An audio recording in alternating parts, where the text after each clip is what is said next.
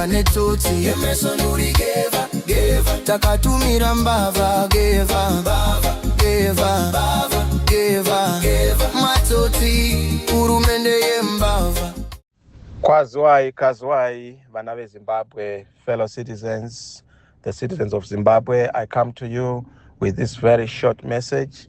I've had a lot of concerns, worries, questions from across the length and breadth of our country, even from the diaspora, about the direction that the country should take. Men are concerned. I know mwemdara anditi ndakatorara nebhutsu nezuro ndanzwa kuti uya wasaina ndikati chimbomirai musavhunduka nokuti kurongwa kwazvo ndokuti zvaari kuita izvi Nebukadineza anofana kutanga ambofura sora. Kana afura sora mobva maziva kuti chiratidzo chechiro chaakuuya kana chikamu chaakuuya.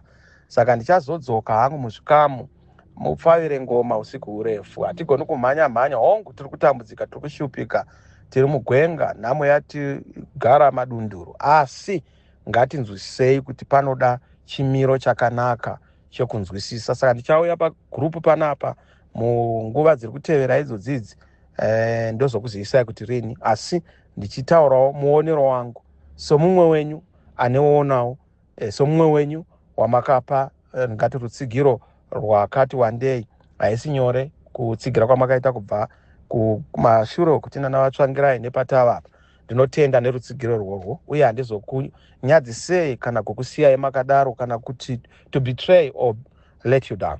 Tiri kuziva zviri kuitika, nyika ndeyedu iyi, takaibata nyika iyi, tinoigadzira nyika iyi. Zviri kuitwa nava vari kuita kuratidza kutya, vari kutotivhunduka, vari kutya. Ndosaka muchifana kunge makasimba. Saka ndichadzoka, Mwari wakuite zvakanaka. God is in it. Thank you.